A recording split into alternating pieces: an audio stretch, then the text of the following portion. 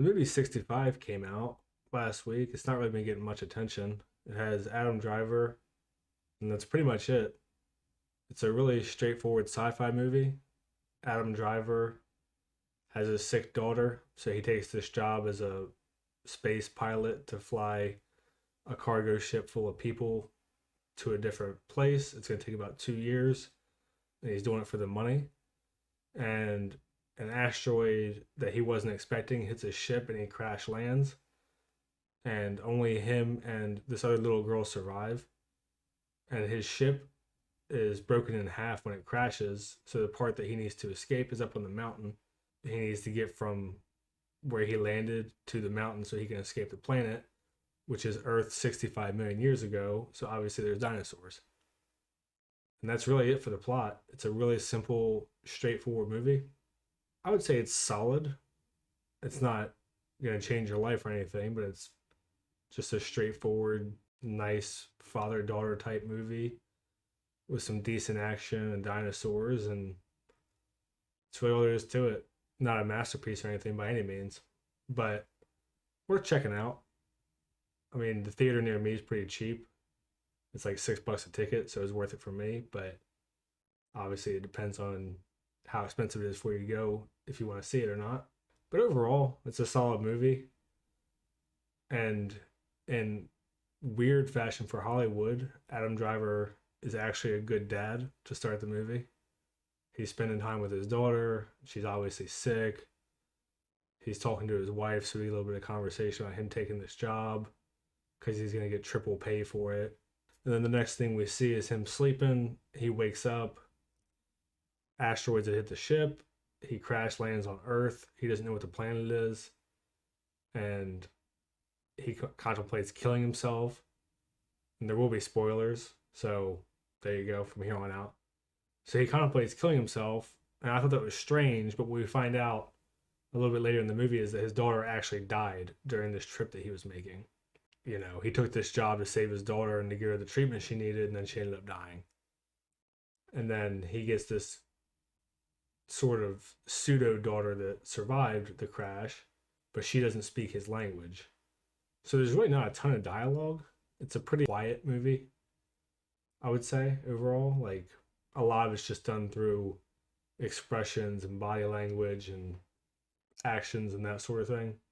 It just kind of gets right into it. I think he crashes maybe 5 minutes in, maybe a little bit less. And then from that point on, you see him kind of wandering around. The air is breathable. 10, 15 minutes in, he finds this girl who can't speak English or whatever language we're supposed to assume they're speaking. And he tells her, like, hey, let's get to the top of the mountain. You can see your family again, even though they're dead. And he knows that. So he runs into little like mini T-Rex things that attack him. He's got a pretty cool sci-fi gun that he uses to fight some of them off. He gets pretty beat up throughout the movie, which is something I also liked, because a lot of movies now, you know, people have these super long action scenes where there's a million cuts and they kill 100 people and their makeup and hair still looks perfect. But he gets pretty much beat to shit throughout this whole movie. Like there's a part where he falls from a tree and dislocates his shoulder, and it's pretty rough to watch because he's kind of stuck there and like obviously in pain. You know, they don't do anything really stupid. He just kind of is struggling to get through this era where dinosaurs are with just him and this girl and a gun, and he's trying to protect her. He's got little grenade things, but only a small amount, you know, that whole deal. The end gets a little bit over the top, I would say, because they show the meteor that wipes out the dinosaurs, or the asteroid, I guess, that wipes out the dinosaurs. So it kind of, you know, they're trying to ramp the stakes up where they're putting him on a time crunch, even though, I mean, he's kind of already on a time crunch because they don't really have food. They find water, but he tells her at one point, don't eat the berries. And they're just constantly getting attacked throughout their whole walk. It's only like 12 kilometers, I think they say at the beginning. So, you know, 6, 7 miles, whatever. Of course, 6, 7 miles through woods and up a mountain is a fair distance, but obviously the main issue is the dinosaurs. And we see some geysers and tar pits and stuff, which is all pretty cool. And they actually use a geyser at the end when he runs out of ammo to fight off a T Rex, which is why I said it's a little bit over the top. He runs past the geyser and it goes off and hits the T Rex in the face because he already had the geyser hit him earlier in the movie. Not directly, just the spray. So he burns his arm a little bit. But yeah, I mean, it's pretty much it kind of seems like it runs almost parallel to like The Last of Us or something, where Joel loses his daughter and then meets Ellie and he kind of doesn't want to be close to her. And then by the end, he sees there's not a replacement, but he's able to care about her, which is good. I mean, at the end of the movie, he tries to sacrifice himself for the girl because they find the other part of their ship, and he tells her to launch it, like leave before the asteroid hits, and he tries to lure the T Rexes away. I like Adam Driver, so it's always good to see him in stuff that's not dog shit like Star Wars. And there's some good little jump scares in there. It's not anything crazy. And they have some pretty cool looking dinosaurs. They sort of look like velociraptors except on all fours. I don't know if they were based on a real dinosaur or not. I'm sure they were.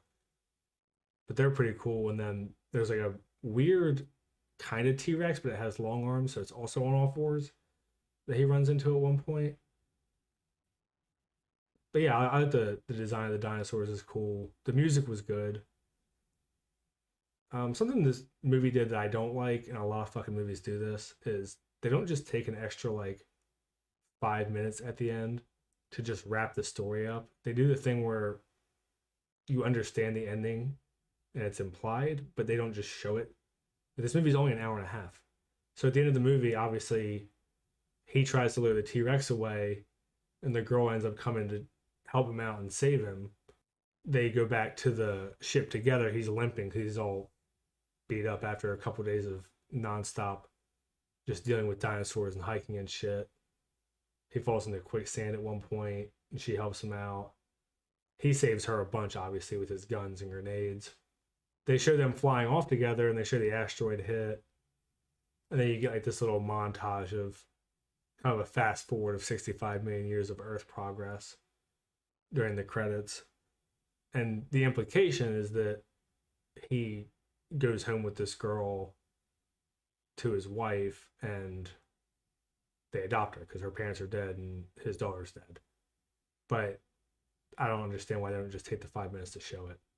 And his wife kind of got a really raw deal where he left for 2 years to take this job to save his daughter, and his daughter died anyway, and Adam Driver wasn't even there for her, which is obviously a part of his character that he really regrets that he left his daughter to save her and then she died when he wasn't even around. Yeah, overall it's a solid movie. It's really simple compared to a lot of shit right now. They crash, they're trying to escape, they fight some dinosaurs and get to their ship, which I don't mind simple. There's some nice moments where the two of them kind of bond, and there's a little bit of levity, but not like they don't do like all the quippiness and stuff that's really annoying. Just some minor little things that are kind of nice and amusing to break up the seriousness of them watching dinosaurs kill each other and try to kill them and all that. So yeah, I mean, if you got nothing to do or you don't care about the money, it's worth seeing. If not, wait till it comes on Netflix or Prime or whatever. It's still probably better than 80% in theaters right now. So if you want a night out at the movies, this would definitely be worth going to see before a lot of other stuff, it seems like. All right, well, that's it for me for this one. See ya.